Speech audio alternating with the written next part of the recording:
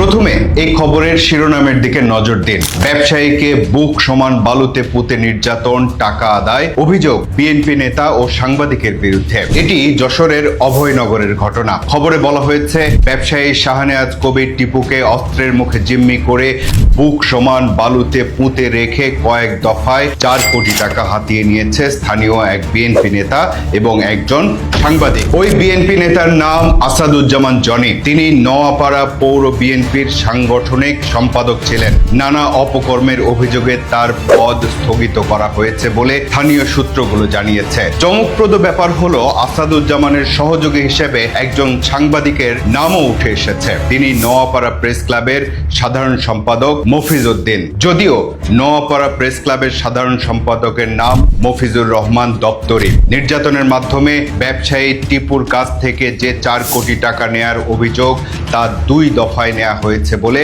জানা গেছে। প্রথমবার 2 কোটি টাকা নেয় 2024 সালের 2 সেপ্টেম্বর, তারপর 18 সেপ্টেম্বর।